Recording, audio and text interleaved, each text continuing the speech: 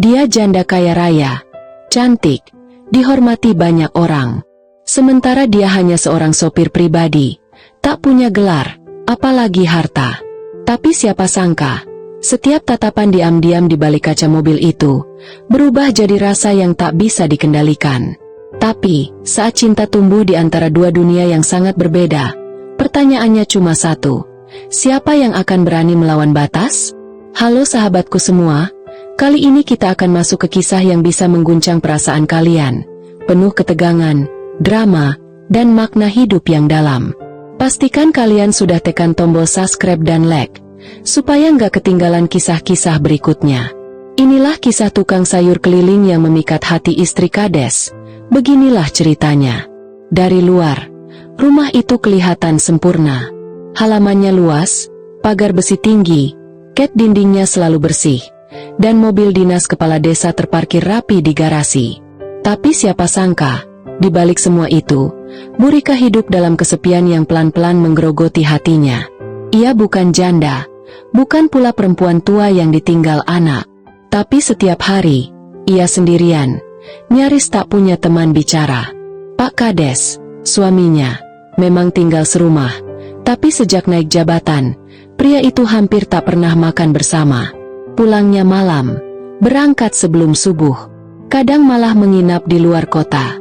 Alasan kerjanya selalu terdengar masuk akal, tapi entah kenapa hati Bu Rika merasa ada yang tak beres. Di rumah itu, hanya ada suara jam dinding, bunyi sendok saat sarapan sendirian, dan suara pembantu yang lebih banyak diam. Kadang ia coba ngobrol, tapi ujung-ujungnya kembali sepi. Televisi hanya nyala sebentar, lalu dimatikan lagi. Sampai suatu pagi, saat sedang duduk di teras, terdengar suara gerobak pelan disertai klakson kecil yang nyaring. "Sayur, sayur!" seru seseorang dari luar pagar. Bu Rika menoleh. Itu pertama kalinya ia melihat laki-laki kurus berkaus lusuh dengan gerobak kayu sederhana. Ia hanya niat beli bawang. Tapi siapa sangka, momen sederhana itu jadi awal dari sesuatu yang tak pernah ia bayangkan sebelumnya. Eka, itu nama yang tertulis di papan kecil di sisi gerobaknya. Wajahnya biasa saja, kulitnya agak gelap, matanya sipit, rambutnya acak-acakan. Tapi ada sesuatu dari cara dia bicara yang membuat orang nyaman. Nada suaranya pelan, sopan, dan tak pernah memaksa orang beli dagangannya. Saat pertama kali Bu Rika keluar ke pagar, Jaka langsung menunduk. "Selamat pagi, Bu. Sayurannya masih segar semua." Ia tersenyum, menunjukkan tumpukan wortel, kol, bayam, dan bawang yang tertata rapi di gerobaknya. Bu Rika hanya menunjuk beberapa. Tomat setengah kilo, bawang 2 ons, sama kangkung 1 ikat. Selesai, ia langsung balik badan. Tapi saat berjalan masuk, Jaka sempat bilang pelan, "Ibu kelihatan capek ya? Jangan lupa sarapan." Bu Rika berhenti sejenak. Ia menoleh, tapi tak bicara, hanya menatapnya. Bukan karena kaget, tapi karena sudah lama tak ada yang bilang begitu. Bahkan suaminya pun sudah lupa rasanya perhatian kecil semacam itu. Sejak pagi itu, ada yang berubah. Bukan soal sayur, bukan soal tukang jualan, tapi soal rasa. Entah apa namanya. Tapi yang jelas, keesokan harinya Bu Rika bangun lebih pagi, membuka pagar sendiri, dan berdiri menunggu abang sayur yang entah kenapa terasa berbeda dari semua orang yang datang ke rumahnya. Mulanya cuma 5 menit. Bu Rika beli sayur, Jaka kasih kembalian, selesai. Tapi entah sejak kapan, waktu mereka di depan pagar jadi makin lama. Kadang Bu Rika tanya soal harga cabai yang naik turun, kadang cuma curhat soal pembantunya yang lupa beli garam. Yang menarik, Jaka nggak cuma dengar, dia juga kasih solusi kecil yang bikin Bu Rika merasa diperhatikan. "Kalau cabai lagi mahal, bisa disimpan di freezer, Bu. Asal jangan kena air," katanya suatu hari sambil menyusun tomat. Hari lain, saat Bu Rika mengeluh tumisnya kurang sedap, Jaka malah kasih resep sambal terasi yang katanya diwarisi dari ibunya di kampung. Cara ngomongnya santai, tapi ada rasa hangat yang gak bisa dijelaskan. Seolah ia bukan sekadar tukang sayur, tapi seseorang yang peduli. Bu Rika jadi punya rutinitas baru. Setiap pagi, setelah mandi dan sarapan, ia duduk di teras, menunggu suara klakson kecil dan roda gerobak berderit. Kadang, ia bahkan sudah tahu suara Jaka dari kejauhan, berbeda dari tukang-tukang sayur lainnya. Namun, tanpa sadar, perasaan itu makin dalam. Hatinya deg-degan tiap kali Jaka datang. Ia mulai memperhatikan bajunya, mengatur rambut, bahkan memoles bedak tipis-tipis. Bukan untuk siapa-siapa, tapi untuk seseorang yang entah sejak kapan, diam-diam membuatnya ingin merasa hidup kembali. Pak Kades makin sibuk. Hampir tiap malam, Bu Rika makan malam sendirian. Awalnya ia maklum, jabatan kepala desa memang banyak urusan. Tapi makin kesini, alasannya makin sering tak masuk akal.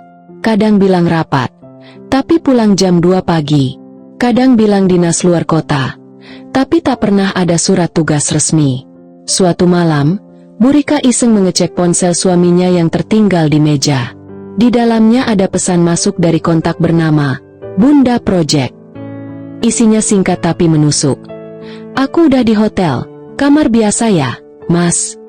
Tangannya gemetar, dada sesak, tapi ia tidak menangis. Ia hanya diam, menatap layar ponsel itu lama, lalu menguncinya kembali, seolah tidak terjadi apa-apa. Keesokan harinya, ia tetap masak seperti biasa. Tapi hatinya hancur. Hancur dalam diam yang tidak bisa dibagikan ke siapapun. Bahkan ke anak-anaknya pun ia memilih diam, karena tak mau mereka membenci ayahnya. Di tengah kehancuran itu, sosok Jaka justru muncul seperti angin sejuk. Ia tak pernah bertanya macam-macam. Tapi saat melihat mata Bu Rika tampak sembab, ia hanya bilang, "Kalau ibu mau cerita, saya siap dengerin. Tapi kalau ibu cuma mau diam, saya juga bisa temani diamnya." Kata-kata itu sederhana. Tapi buat Bu Rika yang sudah terlalu lama menahan luka sendirian, kalimat sesingkat itu terasa seperti tempat pulang. Dan untuk pertama kalinya dalam hidupnya, ia sadar bahwa dirinya sebenarnya sedang sangat kesepian. Setelah malam itu, Bu Rika tidak bisa tidur nyenyak. Wajah suaminya, isi pesan dari perempuan itu, dan senyum tenang Jaka bercampur jadi satu di pikirannya. Ia merasa bersalah pada pernikahannya, pada anak-anaknya, bahkan pada dirinya sendiri. Ia sadar ada sesuatu yang mulai tumbuh dalam hatinya. Dan itu bukan hal yang pantas. Keesokan harinya, Bu Rika sengaja tidak keluar ke teras. Ia suruh pembantunya saja yang beli sayur. Pagar tetap tertutup, tapi hatinya gelisah. Tangannya ingin membuka pintu, tapi kakinya menolak. Ia merasa harus menjauh. Ia takut perasaan ini berkembang. 2 hari berlalu. Jaka tetap datang, tetap menunggu sebentar di depan pagar, lalu pergi. Tanpa paksaan, tanpa tanya. Tapi hari ketiga, ada sesuatu yang berbeda. Di dalam kantong plastik belanjaan, Bu Rika menemukan secari kertas kecil, dilipat rapi, diselipkan di antara ikat bayam. Isinya cuma satu kalimat. "Kalau ibu baik-baik saja, saya senang. Tapi kalau ibu sedih, saya tetap di sini." Kalimat itu dibacanya berulang-ulang. Tangannya gemetar. Ia tahu Jaka bukan laki-laki sembarangan. Bukan tipe yang cari kesempatan. Tapi laki-laki yang diam-diam hadir saat orang lain tak peduli. Di malam yang sunyi, Bu Rika menatap langit-langit kamarnya. Matanya berkaca-kaca. Ia tidak tahu apa yang harus ia lakukan. Tapi satu hal yang pasti, semakin ia mencoba menjauh, justru semakin dalam ia tenggelam dalam rasa yang tak bisa ia kendalikan. Pagi itu, aliran listrik mati total. Mesin air tak menyala, dan pembantu belum datang karena anaknya sakit. Bu Rika yang biasanya tenang, mulai panik. Galon kosong, mau masak pun air tak ada. Ia bingung, berdiri di dapur dengan wajah kusut. Tepat saat ia keluar rumah untuk cari bantuan, suara gerobak sayur terdengar dari kejauhan. Jaka datang. Ia menoleh ke arah Bu Rika yang tampak cemas, lalu buru-buru berhenti. "Ibu kenapa? Listrik mati ya?" tanyanya sambil turun dari gerobak. Bu Rika tak menjawab banyak, hanya mengangguk.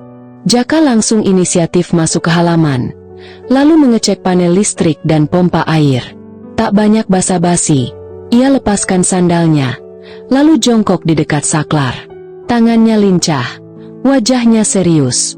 Tak sampai 15 menit, mesin air menyala kembali. Suaranya berdengung pelan, dan air pun mengalir.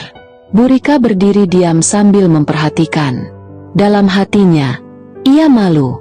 Bukan karena dibantu, tapi karena orang yang memperhatikannya hari ini justru bukan suaminya sendiri.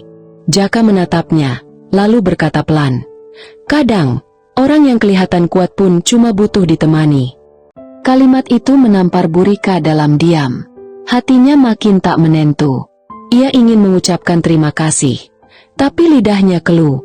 Setelah Jaka pergi, Bu Rika masuk ke dapur dan duduk di bangku kecil. Ia menatap lantai kosong, menyadari satu hal, dirinya tidak lagi hanya sekadar kesepian, tapi juga mulai merasa bergantung pada kehadiran seseorang yang tak pernah ia duga sebelumnya. Hujan turun deras sejak subuh. Udara dingin, angin kencang membuat gerobak sayur biasanya absen kalau cuaca seperti ini.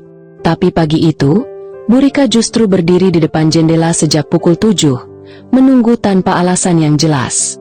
Jam 8 lewat. Suara roda gerobak berderi terdengar samar dari kejauhan. Hujan tetap turun deras, dan Jaka datang dengan jaket plastik tipis, celana basah sampai lutut.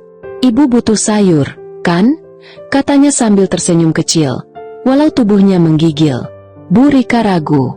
Ia tahu Jaka pasti kedinginan. "Masuklah sebentar," ucapnya. Tak ada yang lain di rumah. Pembantu belum datang, dan suaminya entah kemana sejak kemarin. Jaka duduk di kursi dapur, menunduk, sambil memeras ujung bajunya yang basah.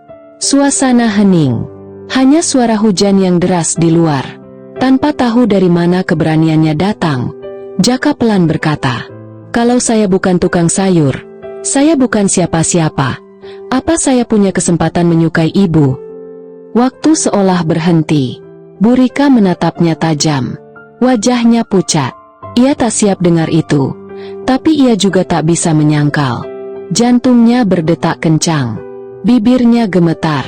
Ia tak menjawab, tapi air matanya turun pelan. Bukan karena marah, bukan karena malu, tapi karena pertanyaan itu. Sama seperti yang ia simpan diam-diam selama ini. Mereka hanya diam. Tak ada pelukan, tak ada sentuhan. Tapi di dapur sempit itu, dua hati yang sama-sama luka akhirnya saling terbaca, tanpa perlu banyak kata.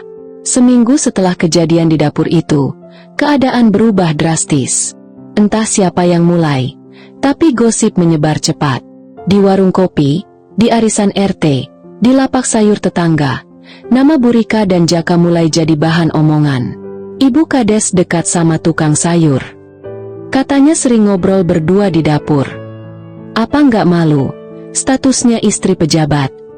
Bu Rika tak buta. Ia tahu semua mata mulai menatapnya beda. Beberapa ibu-ibu yang biasanya ramah, kini memilih pura-pura tak lihat. Bahkan saat ia belanja di toko sembako langganannya, kasir pun menatapnya dengan tatapan sinis.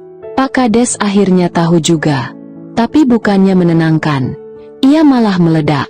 "Kamu itu istri kepala desa. Jaga harga diri," bentaknya keras di ruang tamu. Bu Rika hanya berdiri mematung. "Kalau kamu bisa selingkuh diam-diam, kenapa aku nggak boleh sekadar merasa hidup?" Kalimat itu menghentikan napas Pak Kades. Tapi ia tidak menjawab. Ia hanya pergi meninggalkan rumah, membanting pintu sekuat tenaga. Bu Rika kembali sendiri. Tapi kali ini berbeda. Ia tidak menangis. Ia tidak sembunyi. Ia duduk di kursi teras, menatap langit senja yang mulai mendung. Dalam hatinya, ada perasaan baru. Takut, iya. Tapi lebih dari itu, ia merasa tenang. Karena untuk pertama kalinya dalam hidupnya, ia memilih berdiri untuk dirinya sendiri. Meski seluruh desa bicara di belakangnya, Bu Rika tahu ini belum akhir. Tapi juga bukan lagi awal yang sama. Setelah semua yang terjadi, Bu Rika duduk di kamarnya berjam-jam, menatap foto pernikahan di dinding. Dulu ia bangga jadi istri kepala desa. Tapi sekarang, gelar itu seperti beban. Bukan hanya karena gosip, Tapi karena hatinya sudah tidak ada di tempat yang sama, Pak Kades bukannya mencoba memperbaiki keadaan. Ia malah makin jarang pulang, dan saat di rumah pun dingin seperti tembok. Semua jadi rutinitas penuh pura-pura. Bu Rika mulai berpikir hal yang selama ini tak pernah berani ia bayangkan. Berpisah, bercerai, melepaskan status, kenyamanan, bahkan reputasi. Ia sadar konsekuensinya besar. Anak-anak pasti akan syok, warga desa akan terus membicarakannya, dan hidupnya akan berubah total. Tapi ia juga sadar, mempertahankan pernikahan tanpa cinta, tanpa rasa dihargai, justru membuatnya hancur perlahan. Ia lelah menjadi boneka pajangan yang hanya dipakai untuk jaga citra. Ia lelah tersenyum palsu di acara desa, sementara hatinya remuk setiap malam. Sementara itu, Jaka tak pernah mendorong, tak pernah memaksa. Bahkan setelah pengakuannya di dapur hari itu, ia tetap datang seperti biasa, jualan seperti biasa, bicara seperlunya. Tapi justru karena itu, Bu Rika makin yakin, Jaka bukan laki-laki yang mencari kesempatan. Ia hanya ingin ada, jika dibutuhkan. Di tengah malam yang sunyi, Bu Rika mengambil selembar kertas kosong. Tangannya menulis pelan, penuh ragu tapi juga penuh keyakinan. Surat itu bukan untuk siapa-siapa, tapi untuk dirinya sendiri. Isi suratnya cuma satu kalimat. Aku berhak bahagia, meski harus sendirian. Pagi itu, rumah Bu Elma seperti medan perang. Ia membanting pintu kamar dengan wajah merah padam. Sementara itu Rehan, yang biasanya lembut dan sabar, berdiri di depan dapur sambil mengepalkan tangan. Aku ini bukan pembantu, Bu. Aku ini suamimu. Bentak Rehan.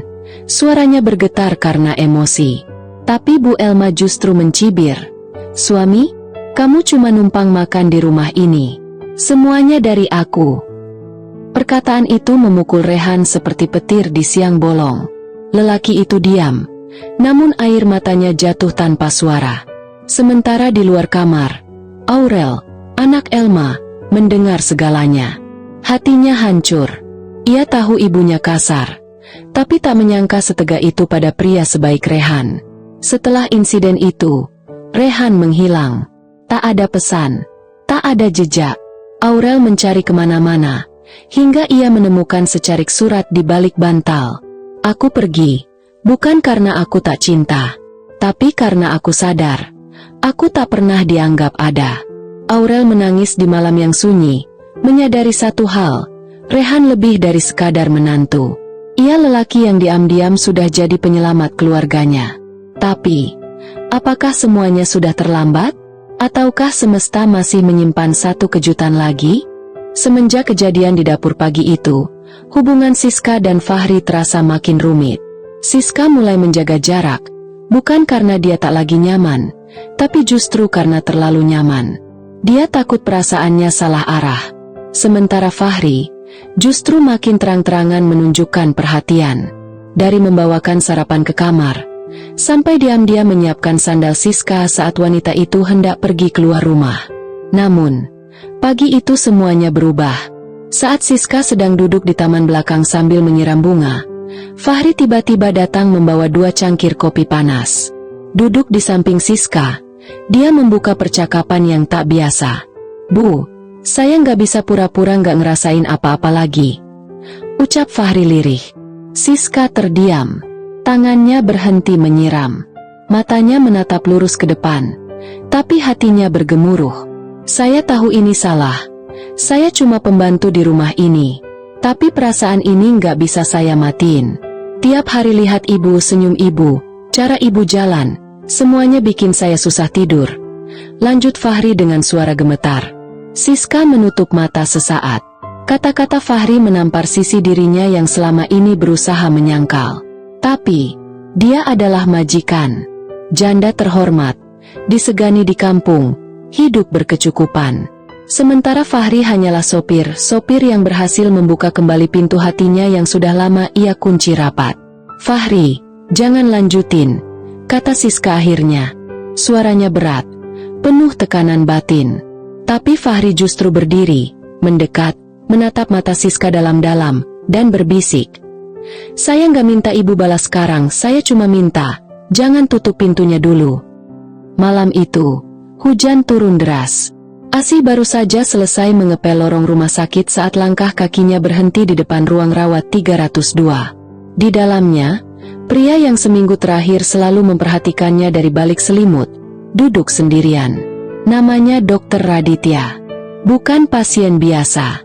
Ia dokter spesialis jantung, sekaligus anak pemilik rumah sakit ini. Kecelakaan tunggal seminggu lalu membuatnya terbaring tak berdaya. Asih ya? Tanya Radit pelan. Asih kaget. Matanya membesar. Ia hanya mengangguk, lalu menunduk. Kamu yang bersihin kamar saya waktu itu, ya? Iya, Pak. Jawab Asih gugup. Suaranya nyaris tak terdengar. Radit tersenyum kecil. Terima kasih ya. Kamarmu bersih banget. Kalimat sederhana itu malah bikin dada Asih sesak. Ia sudah 3 tahun bekerja di sana, tapi tak pernah ada yang memperhatikan, apalagi berterima kasih. Sejak malam itu, hubungan mereka makin dekat. Asih sering diminta membersihkan kamar Radit, kadang disuruh duduk sebentar, ditawari teh atau sekadar ngobrol ringan. Tapi itu cukup untuk bikin jantung Asih berdetak tak karuan. Namun, ada sesuatu yang tak dia tahu. Sesuatu yang bisa merusak semuanya kalau sampai terbongkar. Kenapa Radit begitu tertarik padanya? Kenapa seorang dokter kaya seolah mengabaikan jurang sosial yang membentang lebar antara mereka? Asih mulai merasakan sesuatu yang tak seharusnya tumbuh. Dan diam-diam, Radit pun menyembunyikan sesuatu yang bisa mengguncang kepercayaan gadis itu selamanya. Setelah kejadian malam itu, Jihan mulai merasa aneh dengan sikap ibu mertuanya, Bu Sekar. Wanita itu jadi lebih perhatian, bahkan sering menatap Arman, suaminya, dengan sorot mata yang sulit dijelaskan. Jihan sempat mengabaikannya, berpikir mungkin itu cuma perasaannya saja. Tapi semuanya berubah saat Jihan tanpa sengaja memergoki Bu Sekar berdandan cantik malam-malam. Saat Arman baru saja pulang kerja dan Jihan tertidur, jantungnya serasa berhenti. Ia berdiri di balik pintu, menahan napas melihat mertuanya melirik Arman dengan tatapan berbeda. Bukan seperti seorang ibu ke anak, tapi seperti wanita pada pria. Arman yang baru selesai mandi, keluar dengan hanya mengenakan handuk, tidak menyadari ada 2 wanita mengawasinya dari 2 sudut berbeda. Sejak malam itu, kecurigaan Jihan bertambah. Ia mulai merasa tidak nyaman meninggalkan Arman sendirian di rumah. Tapi situasi makin rumit, karena Bu Sekar justru makin sering membuat alasan untuk tinggal lebih lama, bahkan menginap dengan dalih kangen cucu yang belum ada. Jihan makin tertekan. Ia takut mengungkapkan pada Arman, karena tidak ada bukti kuat, dan ia takut dicap gila menuduh ibu mertua sendiri. Tapi hatinya berkata, sesuatu yang sangat salah sedang terjadi di rumah ini. Diam-diam, Jihan mulai mencari tahu lebih dalam tentang masa lalu Arman dan Bu Sekar. Dan dari situ, terkuak sesuatu yang sangat mengejutkan, hal yang membuat Jihan nyaris tak bisa bernapas saat mengetahuinya. Setelah hari itu, tak ada yang seperti dulu lagi. Rumah itu sunyi, seperti hati indah yang retak. Ia sering mematung di dapur, memandang pintu kamar Arif yang selalu tertutup rapat. Bayangan wajah Arif terus menghantuinya. Bukan karena rasa bersalah, tapi karena kehilangan. Arif pindah keluar kota tanpa pamit. Semua barangnya diangkut diam-diam, hanya meninggalkan secari kertas yang diletakkan di meja makan. Isi surat itu singkat, tapi tajam. "Ma, aku pergi bukan karena aku benci. Aku pergi karena aku takut. Takut akan perasaan yang tak seharusnya tumbuh di antara kita. Maafkan aku." Indah memegang surat itu dengan tangan gemetar. Matanya berkaca-kaca, bukan karena Arif pergi, tapi karena dia sadar. Rasa itu bukan sekadar sesaat. Rasa itu nyata. Sejak itu, Indah memilih menyendiri. Ia tak lagi aktif di kegiatan RT, tak lagi tertawa bersama ibu-ibu kompleks. Ia hanya sibuk dengan tanaman-tanamannya, seolah berharap waktu bisa menumbuhkan kembali dirinya yang dulu. Namun luka di hatinya tak semudah itu sembuh. Setiap malam, ia masih memeluk bantal, berharap keajaiban mengembalikan Arif. Tapi ia tahu, cinta yang salah tempat tak akan pernah menemukan rumah. Dan Arif? Di kota lain, ia hidup dengan sepi yang sama. Tak ada yang tahu, ternyata ia belum pernah mencintai wanita manapun selain Indah, wanita yang seharusnya ia panggil Mama. Kisah ini mengajarkan bahwa cinta sejati tidak mengenal status, usia, atau latar belakang. Ketulusan hati dan kebaikan sikap bisa menembus batas-batas sosial yang selama ini dianggap tak mungkin dilampaui. Dalam hidup, kadang yang paling berharga bukanlah harta atau jabatan, melainkan keberanian untuk mencintai dan menerima apa adanya, meski harus melawan pandangan orang banyak. Terima kasih sahabat setiaku yang sudah menonton.